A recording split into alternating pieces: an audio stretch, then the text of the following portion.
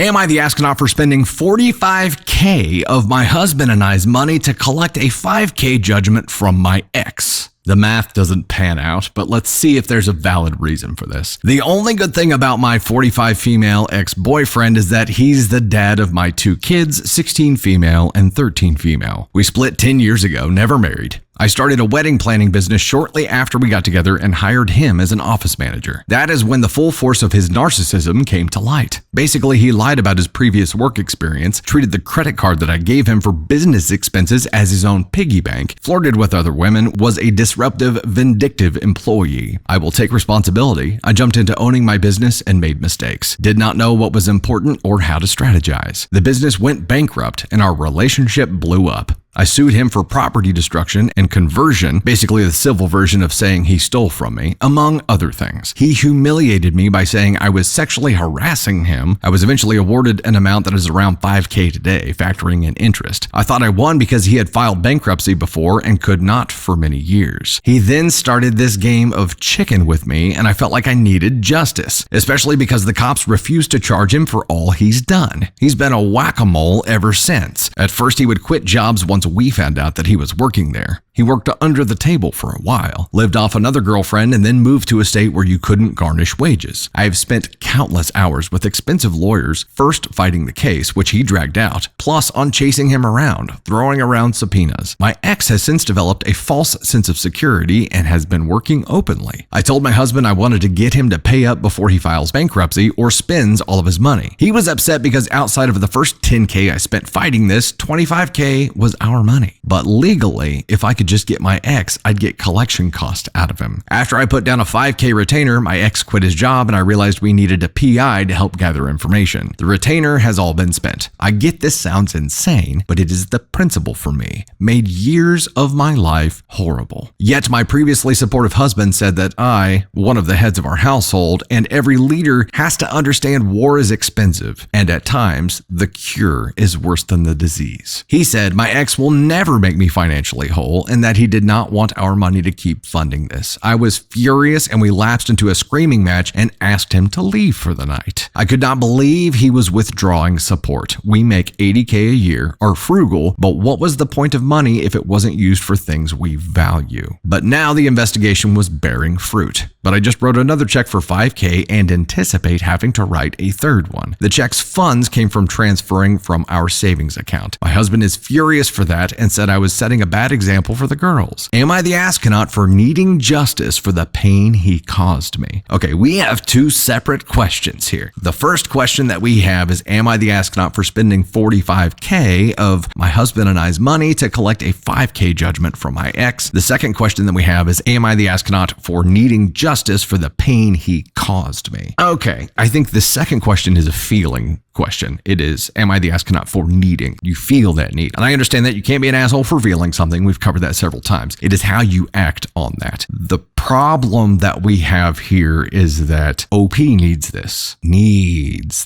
and OP's partner supported it at first. But now it has gotten to a point where the math will never make sense. It is based on the principle for her, but what is going to come from this? Like, what does winning look like? Winning is never going to remove the trauma. Winning is not going to make that pain go away. Causing him more pain is going to make her feel a little bit better, but it is not going to make anything whole. It's getting back at someone. The amount of money that's been spent so far, $45K of their money. So they're at $55K now because she spent 10 on her own up front. So honestly, it's hard to put myself in that situation, because if you're in that situation, I'm sure it's a lot more complicated than where we're sitting right now on the outside of it at a 30,000 foot view saying, well, this is what we would do, or this is what we think you should do. If we were in that, we might be like, yeah, I will never stop hunting this dude down. I will never stop making him pay. Look at the cost though. The cost here is not just the money side of things, right? The cost here is obsession and the damage that causes to the relationships. It's already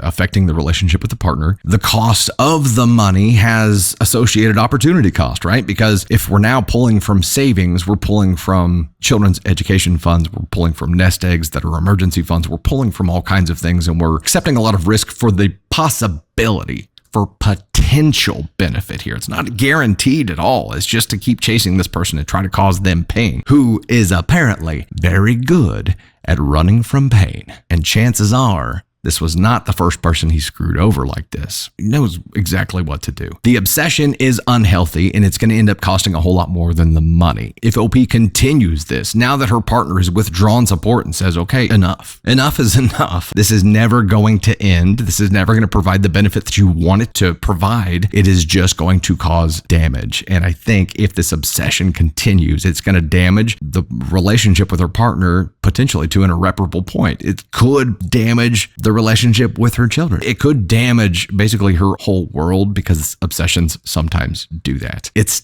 tough, but I think if you're looking at investing this kind of money, one person's looking at it as an investment, one person is looking at it as an expense, lighting money on fire. There's a difference of worldview here with it, and I get it. I know why that is the case. But where I'm taking a long time to circle back around to is that you could take a fraction of what you would spend chasing this down, invest in some therapy, invest in some counseling, and try to come to peace with this situation. Try to treat the trauma, try to accept it, try to figure out how to move forward without having to obsess and dig this hole for the rest of your life. Try to figure out a way to move forward and find peace without it costing you your family. That is the potential cost here. And I think you have to look at that risk. You have to say, if I keep going, what could happen? What's the worst that could happen? And that's it. You could lose everything. Because this obsession with getting back at them, it's dangerous. There's too much risk involved. Now that the partner is like, enough, I think you have to stop, you have to reevaluate, and you have to say, okay, what are my options now? And I do think that therapy would be a much better investment that would be better for the entire family, and OP would find more peace from. I think therapy is going to provide more peace than getting back at this shithead. He's a shithead, obviously. He's going to be running from it forever, though, and he's good at it. You're just going to keep digging and digging and digging. While I was reading this story, I was thinking, okay, if we're at the tail end of it, that's a little bit of a different scenario. It's potentially different if you're at the tail end of it, and yeah, it is potentially always, but the math is upside down no matter what. So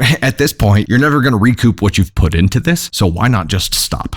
If you're going to have to put in another 10K to get 5K out, and you're already 55 in, don't do it. This is a slot machine that's not paying out. Walk away. You know what I mean? Just walk away. This is a Kobayashi Maru. You have to learn in that situation how to die with honor, right? How to lose with honor. And in this case, I think the obsession is going to be the thing that really costs.